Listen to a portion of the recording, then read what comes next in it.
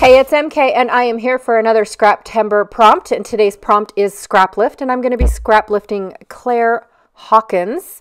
And I found this layout on Pinterest, and so I gathered some items that were similar to but not exact. So I have the word Scenic View and then this film strip, and both of those pieces were from the Wherever collection.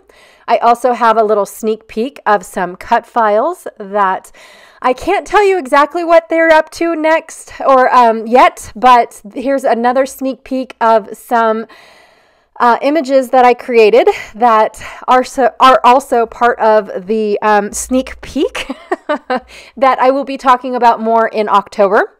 I also have my acrylic pieces that are coming to the shop hopefully tomorrow. I'm crossing my fingers, woohoo, that they will be in the shop for purchase tomorrow.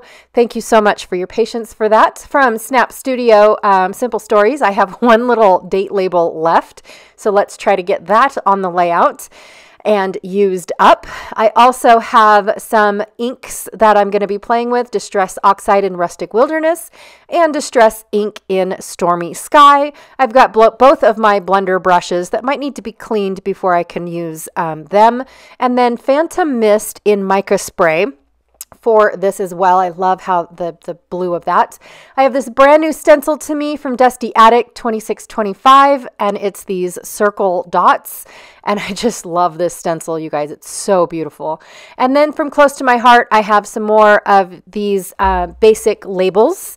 I also have this gorgeous photo of the end of the scenic tour of Tracy Fjord. I'm going to try to center it inside this giant geotag that is from the Anywhere collection by 49 and Market, and from the Moonlit Garden collection. I'm going to try to recreate this cluster, but using a few of my own things instead of what they have. And from All in Create, I have Teal Dreams rub-ons. Now, these used to be in the shop. I forgot to check to see if they were or not. And when I say the shop, I do mean Some Assemblage Required, which is a shop that is owned by myself. Anyways, I'm trying my hardest to use what I sell more in my projects, but not sound like a bunch of cheesy ads throughout the process. So the first thing I'm going to try to do is recreate the geotag that is on Claire's layout. And I'm going to take my Stormy Sky and just run my blender brush over the top of it. I think mine is slightly larger than hers is, but in all fairness, I think that having it larger does my photo more justice. So I also did a little bit of splattering to give it a little bit of a distressed look, but it got a little too wet up in the corner, so I had to dry it off before I could put it on my layout and trace around it. I didn't want the wetness to transfer and then it end up smudging my my ink that I want to do through a stencil. So I decided to go ahead, and once it was dry enough, I went ahead and put my photo on it. Now it's dry completely. Not really dried completely, but now it's got a barrier. It's got that photo between the little dampness and my White Daisy cardstock. So I'm just going to go ahead and trace out my geotag so that way I know where I'm going to put my stencil.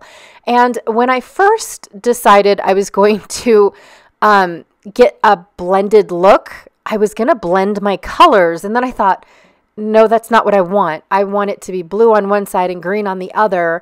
And momentarily, I spaced how to blend colors on a stencil. Like I did, I totally forgot that I stencil one side one color and the other side the other color and blend in the middle. I don't know why that was gone from my memory banks. It just was not going to happen. So I quickly remembered, and I will clean up my ink blots here in a minute. But yes, I that is how it happened. That is what went through my brain, was I forgot that I was, that I can blend in those inks through the stencil just by overlapping Yes. All right, so now I've got my gorgeous stencil down. Oh my gosh, you guys, I cannot tell you how much I love this stencil. So I've got the stencil down and I'm going to bring in the rub-ons. And I do know that Claire used something in the back of her images. And I don't know if she used rub-ons. I don't know if she used a packaging technique. I'm not really sure. She has an Instagram, which I will link down below. And she has a beautiful Pinterest page. Now, if I was on top of my game, I wish I had a Pinterest page that looked like hers, because she's got every layout that she's done categorized by the year. I mean, it is beautiful. Again, it will be linked down below so you can see all of her gorgeous artwork.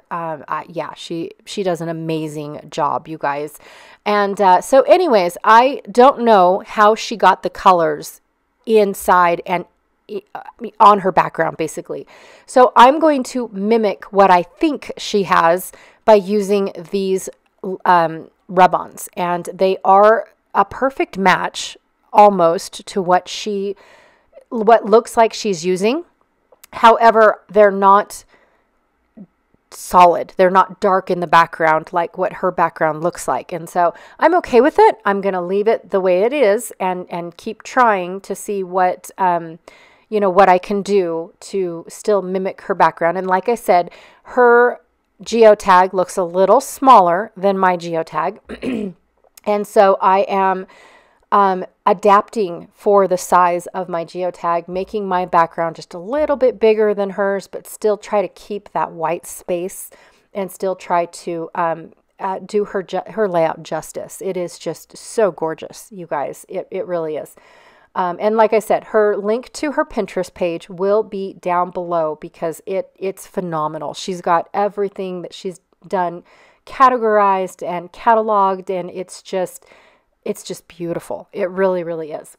All right, so last little bit of this style of rub-on, and then I'm going to overlap. Now, I do have to say that I prefer the 49 and Market rubbing tool. I don't even know if it has a name of any kind, but I do prefer that rubbing tool because it has a flat edge, and I really feel like I'm getting more of a surface area from, the rubbing with that flat edge, instead of when you look at the tool that came with the All in Create, which is a popsicle stick, it's got that round edge. And if you look at it, the only part that's touching on the round edge is the tip of the round edge. So you're really looking at 1/8 of an inch compared to however wide this tool is from 49 and Market.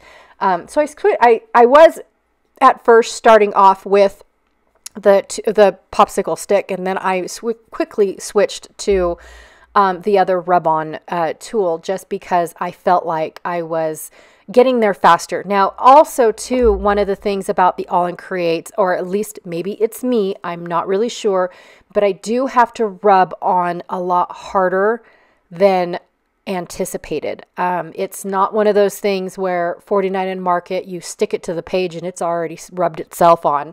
This one, you actually have to do a lot of rubbing. And then it sticks beautifully. It really does. So anyways, I wanted to darken it a little bit, but not too much. So I went with my green blending tool, and whatever was left on it, I smudged it in between all of my rub-ons and called it good. And then I went ahead and applied my mica spray. Now, I should not have done that because even though the spray dried, the flakes still rub off. And luckily, I was able to take a white eraser and erase the smudges so they don't actually see. And I'm not sure if you can see or if I cut it out, I don't know, where it's smudged and how it cleaned up in the close-ups later. All right, so I absolutely loved this little cluster that was created by the Moonlit Garden Cluster Kit. However, when I went to go and look for the pieces for it, some of them were not there. My kit did not come with the dark blue ticket tag thing that is in the back of this cluster. And there I was just pointing at it, that's really what drew me to this in the first place, is because that color was perfect. But my kit did not come with that little tag. Or maybe I used it, and I just thought of this too, that maybe I used it in another cluster that I have done and made with this. And that probably could have been, I just completely forgot. But I thought I even looked at the negative spaces and didn't see a spot for one. All right, so I've picked out some pieces that they mentioned to use in this cluster, and then I brought in some of my sneak peek pieces, as well as my one acrylic piece that I wanted to use. Now, I did go off camera and reprint out my little ticket image here because I wanted it to be a little bit bigger, a little bit taller, so I printed it out at a different size. And then I'm just going to go ahead and tuck in one of my leaves that I have. You guys, I'm so excited to share with you guys, and I cannot wait until I can spill the beans. So this is just a small sneak peek of what I've got coming so soon. It's actually not going to come until November, but I can start talking about it in October. But I am so super stoked with what I have for you guys. It is just so fun. And Janet will be joining me in this adventure as well, just to let you guys know. All right, so I've put together my little leaves. I finally found a spot for them, and I really like how they blend with the other leaf, and I accidentally ripped one leaf off. Whoops. And so I've just got a cluster being created based off of another cluster that was made, but I'm not using the exact same things. I knew I wasn't going to need as many pieces because of where it's going to go on my layout. So I'm going to add this little bow to make it look like it's holding the flags and the leaves all together. I really like how that looks, but I'm not a bow person, so I'm going to put my acrylic trees just right over a half of that bow. When I first put my adhesive down on this chipboard, I forgot that it was adhesive, so I took the adhesive backing off. I only remember that I need glue dots. I need to order glue dots. I only remember when I am using my glue runner. Honestly, it works the same. I just miss my glue dots. I really do. I'm going to tuck in these I am so sorry. I forgot what they're called. Cut file leaves really quickly. I was going to use the big one, and then I realized, no, I think I'm good. I'm going to use one of the gorgeous little paper clips that came in the Moonlit Garden kit, and then these charcoal little buttons. I'm going to add those as well. Again, just pulling inspiration from the photo of the pre-made cluster kit, but adapting it to my own. I'm going to add it to the layout, see where it fits. It is a little bit larger than I anticipated it to be, but look at that lace piece and how it folds over almost like it's perfectly meant to be next to this geotag. It really, it just looks like it. Look at that. It just goes at the right angle. It's perfect. Like I can't even imagine it. It blows me away. Like it's meant to be right there. So I went ahead and I cut my, my film strip in half, so that way I can use it in two different spots, and then also to darken up a little bit of that background, but not too much. I don't want to take away from it too much.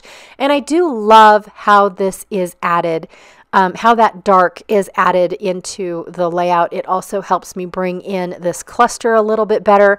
Almost forgot to glue down my geotag. Whoopsie.